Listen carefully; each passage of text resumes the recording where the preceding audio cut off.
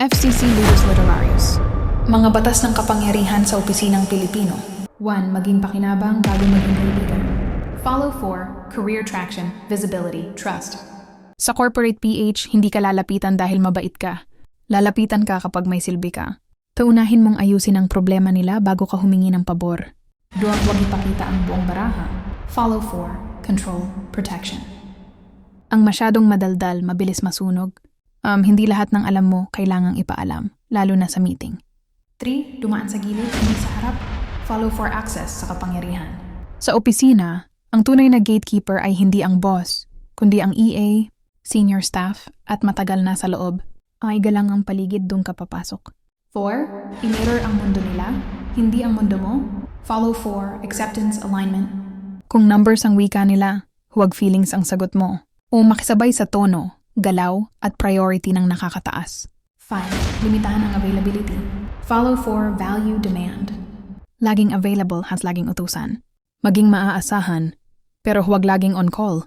6. Mas kaunting salita, mas malakas ang dating. Follow 4. Authority, intimidation. Ang tahimik sa meeting, kadalasan ang may bala. Makinig muna. Hayaan silang magpakilala sa sarili nilang bibig. 7. Magkaroon ng common enemy. Follow 4. Alliance, loyalty. Hindi chismis, kundi common problem. Pareho nating kailangang ayusin to. Doon nabubuo ang solid na kakampi. 8. Huwag higita ng boss. Follow 4. Survival, longevity. Kahit tama ka, mali kung nasaktan ng ego ng nasa taas. Gawing panalo ang boss. Ikaw ang tahimik na utak sa likod. 9. Gawin mo ikaw ang hinahanap. Follow 4. Influence, leverage. Huwag kang maningil ng atensyon. Gumawa ka ng resulta. And kapag ikaw ang solution, kusa silang lalapit. 10. Bantayan ang reputasyon na parang buhay mo. Follow 4. Stability, promotion. Sa opisina, perception muna bago performance. Isang eskandalo, 5 taon ang kabayaran. 11. Gamitin ang kaaway bilang aral. Follow 4. Growth, strategy. Ang kalaban ang unang nakakapansin ng kahinaan mo. Mapag-aralan sila. Dun ka lalakas. 12. Sariling interes, hindi awa. Follow 4. Approval, resources.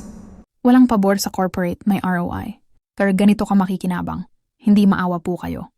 13. Mag-isip ng malaya, kumilos ng pareho. Follow 4. Stealth, advancement. Hindi ka lalaban sa sistema sa umpisa. Makibagay muna. Kapag nasa loob ka na sa kakagagalaw. Pangwakas na paalala. FCC Ludus Literarius. Sa opisina, hindi panalo ang pinakamatalino. Panalo ang marunong maghintay, makiramdam, at kumilos sa tamang oras. Hindi ito panlilin lang, ito ay diskarte para mabuhay at manalo sa tunay na laro ng kapangyarihan.